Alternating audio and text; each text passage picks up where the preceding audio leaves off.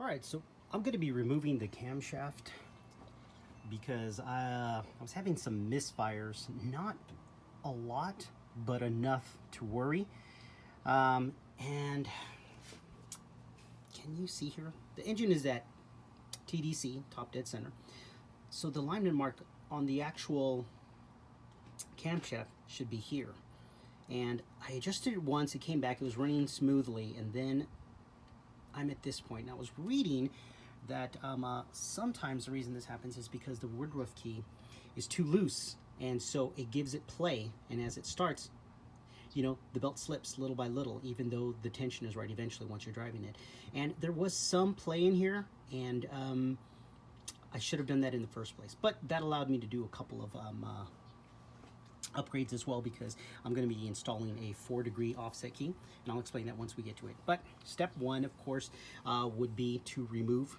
Now, you don't have to remove the cover. I just installed the water pump, but you have to put the engine to TDC, put a flywheel lock, and you have to take the timing belt off here, so you're going to have to loosen it. Now, all you really have to do is loosen the timing belt to take it off. You can leave everything on, but I just wanted to show it from here since I'm already at this level. The next step is to take the fuel rail off. Now, because the lines, I feel, are more than secure, all I'm really going to do is take the retaining clips off. Now, to take them off, there's like a little C-clip that goes all the way around here. You pull this guy off, there it is right there. You just kind of set it, and then this guy comes off. So we're going to try to record me doing that, see how successful we get there. All right, so I was able to get the retaining clip from the other side, and there it is right there. And once this loosens up, you pretty much just slide this out. And you got to be really careful with these guys. So that's it. So I'm going to put this guy back into place. That just pops out. Thus, and these are for the injectors here. So let's put this retaining clip back on.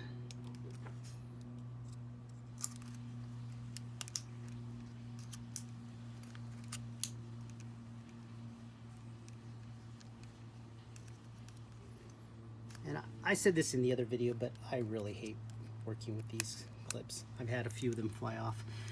There we go. So we're going to do all 4 before we get started on removing the fuel rail. So there we go. All right, so next we're going to remove the cable for the cruise control. Now, my cruise control actually works. That's why it's there. However, I know that for a lot of you, it probably doesn't if you're watching this. So I know this is removed. So this is just optional if you still have this unit installed. And it's really just these 2 nuts right here. You just loosen them to the point where this can slide out from the little gap here.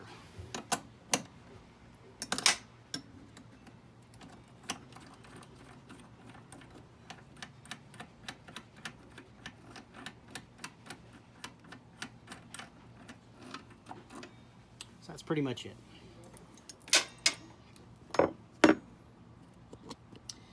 We then can take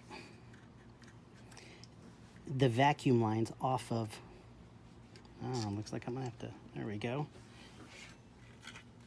All right, so now we have to remove the fuel rail actual mounting bolts. And there is some bolts on the other side, so there's only 4. However, the ones that sit inside the actual fuel rail housing or the support legs, they're so close to the bottom that I usually like to grab a magnet here, like a reach, and set it on the side there so that once I take them off, as you can tell, it holds on to it. You don't want to lose those guys down there. In fact, I think I did a video at the very beginning, and there was a loose bolt somewhere in the back. And I don't even know what happened, but it's very similar to something there. So I'm going to show you what these guys look like. And you can kind of see it sitting right there. So again, when it's that close, you want to be really careful. All right, so I removed the bolts, and the bolts in the front look like they're 25, maybe 30 mil. and the ones in the back look like they're 40 mil. So there are two different size bolts. So you want to try to remember that. We're just going to store these guys in here, just so we remember. All right, and now the magic. We have our clips off because we will be taking off the injectors. You don't have to really remove those. Some people usually I take these off because I'm going to be removing the injectors and cleaning them. But now when it's ready, you pretty much just, and that's it. Fuel rail is off. All right. You know, and something I didn't say from the beginning is I got a can of compressed air, and I hit the spots around the injectors here.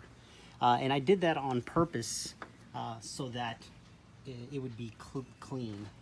So, but prior to doing that way, if there was anything there when I was yanking this off, it would clean out. So that's why you can kind of tell that these guys look a little bit cleaner. And a compressed air would be more than sufficient. So sorry about that, missing that tidbit at the beginning. So that's pretty much it. So this is another video that was recorded after the fact, and again, I was kind of doing this all by memory, but if you look at the end here, I believe that I just took the injectors off, but again, I believe that this is where you can do pressure testing, and at the same time you can use this to drain the fuel rail. So while it's installed, you would put a container here and get ready to catch it, and then you unscrew this. I recall doing this many moons ago, and I believe I just grabbed a 32-ounce container, a plastic that could hold this.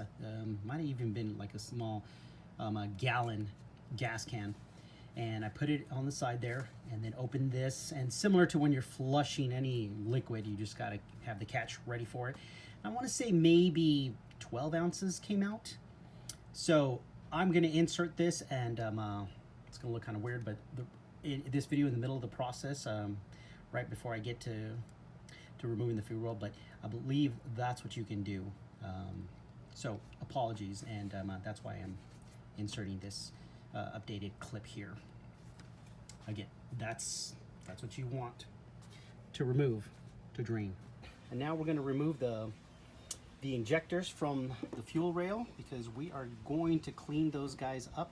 I'm actually going to be sending them to a garage and having them flushed out. They usually do a forward and backward flush, so we'll see how that goes. And I probably should have catch rags back here, so if this guy leaks out, forgive me, but I just wanted to show you.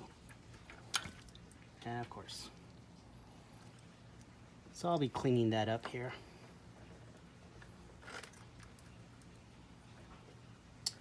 So there's no pressure on the gasoline. And again, forgive me, that's probably the wrong way to do it.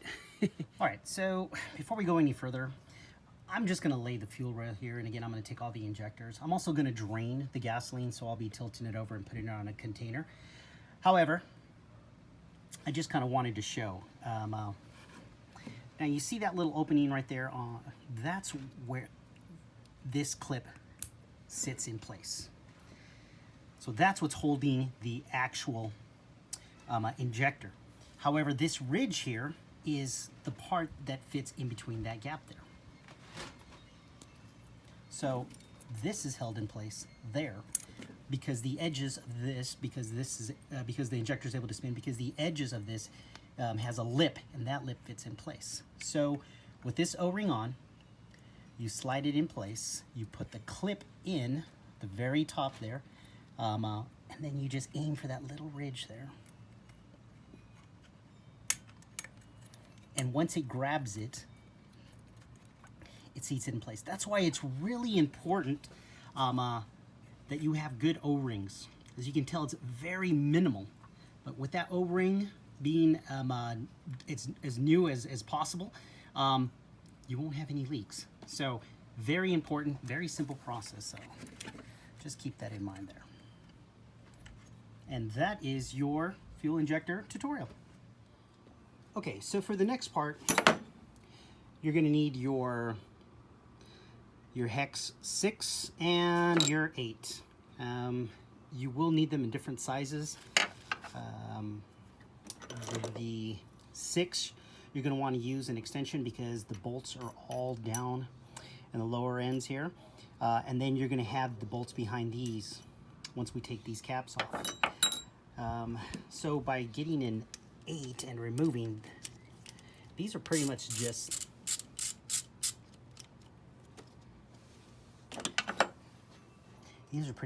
covers here. So we're going to go ahead and take one off.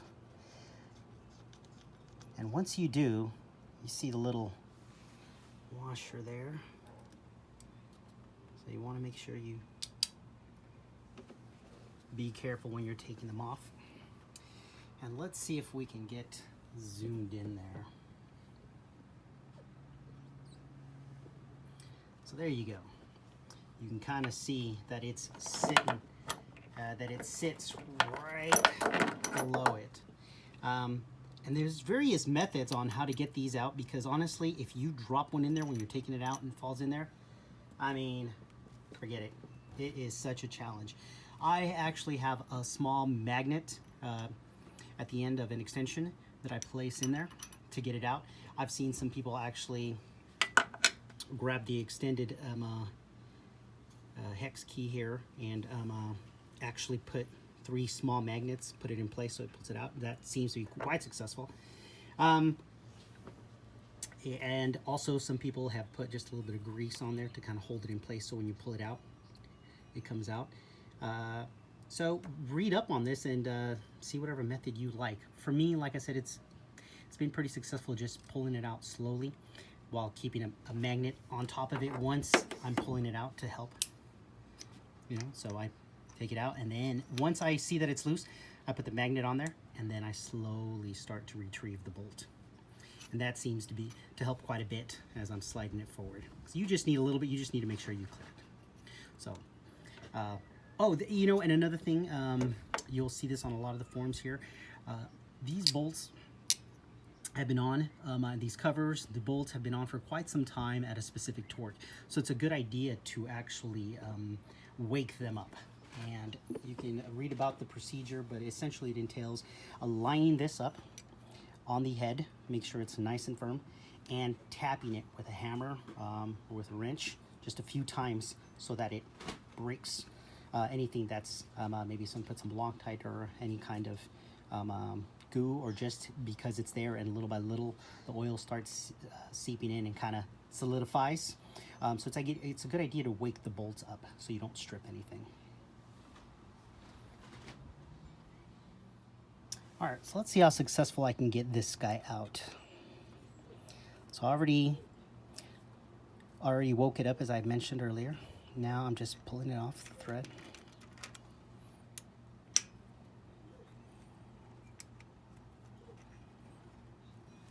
You can feel when it's pretty much out. Looks like that's it. So now, I also use this to keep it in the middle. Oh, looks like I didn't have it completely out.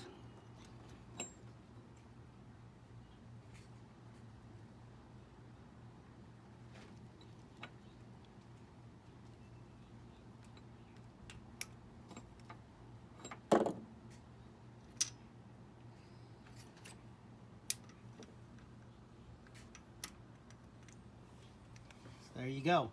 As you can see, almost lost it there, but we kind of got it.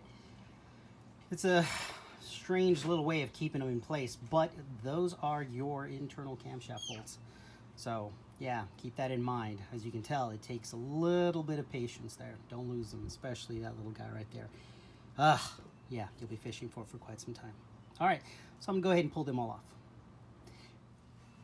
All right, so you might hear my grandson in just one sec getting all excited about playing with the birds. Like I said, he's calling them out. But I wanted to explain, the lifters sit inside the camshaft, which are small cylinders. I'm not sure if you're familiar with them, but I'll pull them out in a minute. And the reason why I have this cardboard is I've left only 2 bolts. Eventually it'll just be 1. And as you're pulling it out, you take all the top ones off and you allow it to open. As it opens, you slide the cardboard piece of cardboard down or a thick piece of plastic to catch them. Otherwise, they will fall off. And if they get damaged, man, these guys are expensive to replace. Regardless, that's what this cardboard's for. As the cam tower loosens up, pulls off, you slide this down. Also want to point out that I hadn't done it in a while, and I don't know if you can see down there, but as I was loosening the bolts, oil started dripping down. So be prepared for a little cleanup job. Totally forgot about that. I really thought that it would have already been settled since it's been here apart for quite a while. But anyways, wish I had more help so I could kind of show you how this works, but I'll try to show you the finished part when I've already pulled it off. All right, so here we go. All the bolts are off. I got both hands on here. I'm gonna slowly push this out.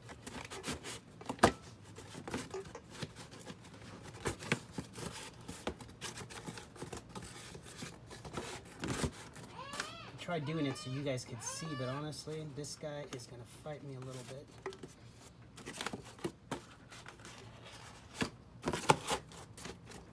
There we go.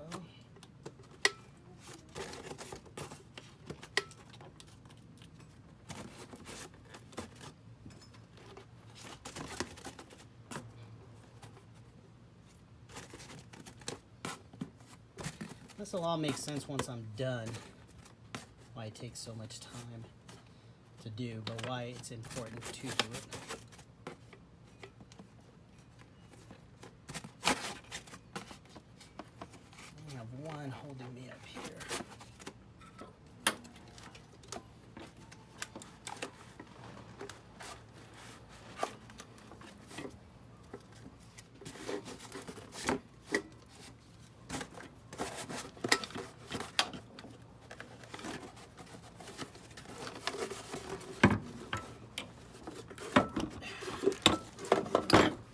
And there you go. So as you can see, two of these lifters are out because of the placement of it. But that's why you need something to hold these guys in place. You don't want these guys falling out.